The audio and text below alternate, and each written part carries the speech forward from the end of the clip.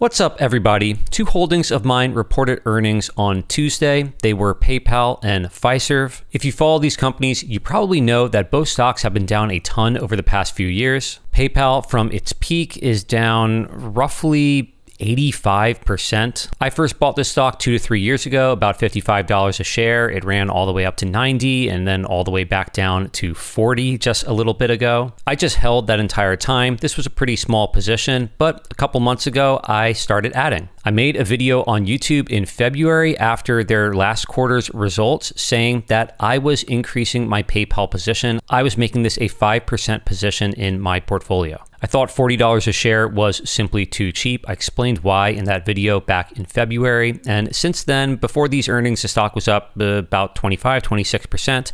And after these earnings that they just reported, now, up maybe 16-ish% from that low. Obviously, the market did not like these results, down about 8-ish% on them. So we're going to dive in. We're going to take a look. As always, nothing here is advice to buy or sell any of the stocks we're talking about. I just give you my opinion, and I will tell you what I'm doing with my money here with PayPal. If you get value out of the video, subscribe to the channel. If you want to grab my Google Sheets template for analyzing stocks or join my Discord, consider following me on Patreon. Link to that will be down below. Now, let's get into it. And before we look at the numbers for this quarter, maybe we should just give some context, describe, what is the problem with PayPal? Why has the stock been down? And why, in spite of those issues, am I invested here? And the problem, just in one word, is really growth. Growth has slowed down dramatically. Top line revenue used to be growing, roughly 20% year over year a bit ago. Now it's stagnated. And even worse is that the growth in the high margin segments, which is branded checkout, essentially when you shop online and you see a PayPal button, that's what we're talking about when we say branded checkout. And the growth there has been pretty much non-existent. So the take rate, the amount of money that PayPal is getting from transactions, that has been coming down. Payments is a highly competitive space. They've been losing market share to Stripe and Adyen. And many people view PayPal as more of a legacy payments operator and a company that is, for lack of a better word, dying. So in spite of that, why am I invested here? What is my thesis? I think that PayPal has a number of very strong assets, some of which are really under monetized. For example, Venmo.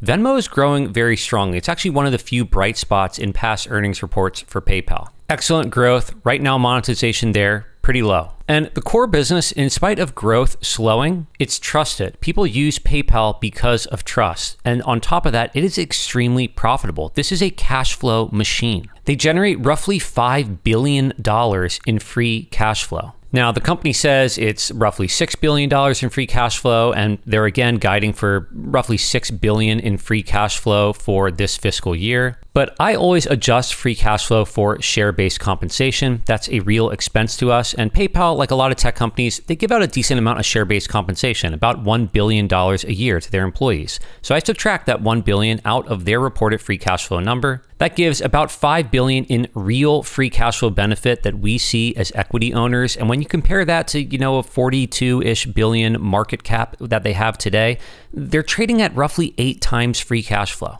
And yes, I agree competition is high and growth is slowing, but last year was their highest year in terms of revenue to date. This quarter that they just reported was the highest revenue quarter for quarter one that they've ever had. When I look at this company, I see a business that is stagnating, not one that is dying. And I'm not counting on ads or agentic or crypto to really provide much in terms of earnings in the future. I view all these as possible but lower probability bets to really make a meaningful difference in the bottom line. But I think many bears are not seeing the potential upside here. My base case is that you have a core business that continues to be stagnant, where margins come under greater pressure. They never trade for a high multiple, and I think you can get an excellent return in that scenario. The bull case, on the other hand, is, something like ads or agentic actually provides meaningful growth. I think the upside risk is a lot greater than the downside. Now let's get into the numbers from the quarter. First of all, new CEO. Enrique Lores, he came over from HP. This is his first quarter where,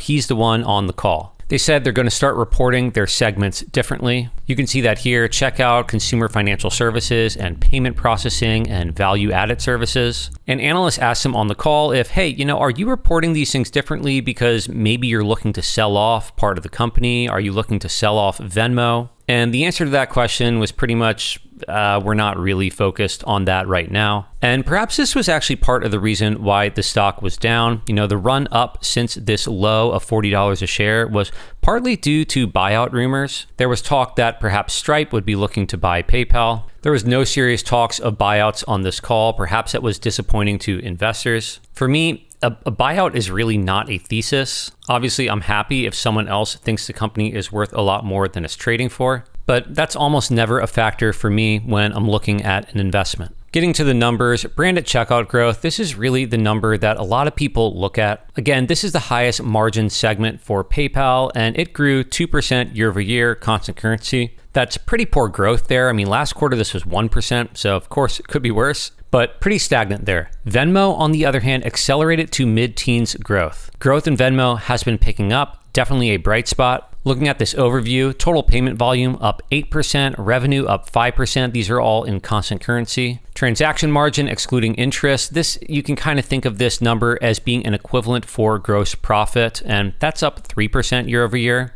So low growth, but certainly not looking like a dying company. By the way, adjusted free cash flow, they say up 25%. I really wouldn't put much weight in this number. Adjusted free cash flow is pretty lumpy, bounces around a little bit. You really have to look at that more on a yearly basis to get a better sense of trend. Accounts were pretty flat. Number of payments, on the other hand, is up. So the accounts that are there are more active. And as far as the guidance, what they're saying for the rest of the year, I think this was the main reason why the market sold off the stock. The guidance is not great. For next quarter, they're guiding for transaction margins to be down, for earnings per share to be down decently, mid-single digit decline. For the full year, they're saying transaction margins roughly flat, earnings per share also going to be down. So even though the numbers for this quarter looked good, they were all better than consensus, especially top line at 5% constant currency. That's a pretty decent result. But when you look at the guidance for the year, it's just kind of meh. They are saying shareholder returns are still going to remain high. Their adjusted free cash flow, they're saying $6 billion. Again, for me, I adjust for share-based compensation. I say $5 billion. But they're putting all that to share repurchases, about $6 billion in share repurchases for the year. They did about $1.5 billion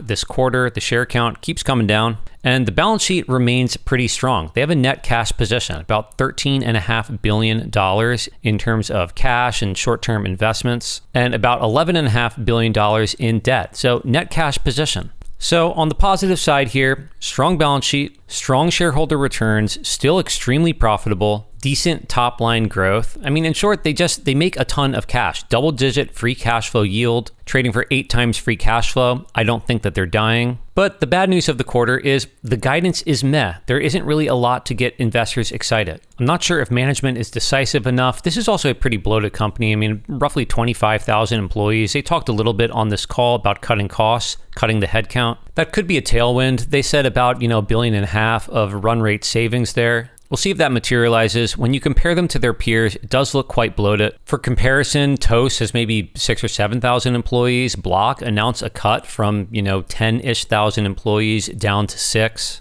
So employee count very high at PayPal. Now, I think it's time we get to our sheet and look at our assumptions for the future and see, what might be a return on our investment in PayPal stock. And the numbers that I have here in my base, bear, and bull case are the same numbers that I had in February when I talked about PayPal, talked about why I was adding to my position. So let's take a look. Let's see if we should maybe update our numbers here. For my base case, I was assuming 2% revenue growth every year for 5 years. I was assuming operating margins pulled back more from where they are now, pulled back to about 17% margins. The money coming back to us shareholders in the form of buybacks and their little dividend. I also pulled back slightly from where they are now, and I'm only giving them an 8 times multiple. I think these are very conservative assumptions. This gives them absolutely no benefit for ads, agentic, crypto, pretty much anything. My base case is pretty much complete stagnation. I mean, they're not even growing in line with inflation. Operating margins are going to pull back more. And yeah, an 8 times multiple. And even in this scenario,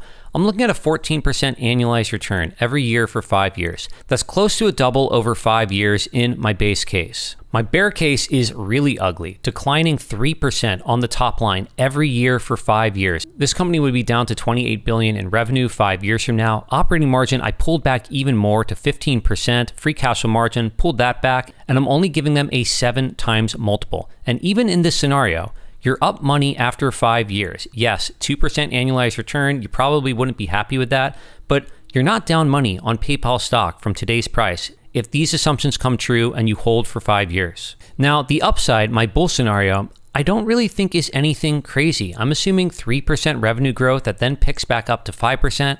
I'm assuming operating margins stay at about 18%. Free cash flow margin stays basically where it is right now. And the multiple recovers to a 16 times multiple, which might seem exuberant today, but really this is nothing crazy for a very profitable company with a net cash position with slow growth. And if this comes true, you're looking at 32% annualized return, or roughly a quadruple on your money over 5 years. So all in all, I think I'm just going to keep these numbers, these assumptions for my base bear and bull case the way I have them right now. You could change them. Maybe you give them a 10 times multiple in your base case and you're up to an 18% annualized return, but I'm just going to keep them where they are. I think the risk reward is decent here. Frankly, I still think PayPal looks cheap. I think their assets are strong for, what the market is pricing them for. Even though a buyout is not part of my thesis, it wouldn't really surprise me if a company makes an offer for PayPal in the next year or two. Regardless, I just don't see any reason to sell here. I'm going to do my favorite thing, which is just nothing. I don't know if PayPal is going to end up being a winner or loser for me. It's much too soon to say whether my call in February, when I really doubled down on this name, whether that call is going to turn out to be a good one or a bad one.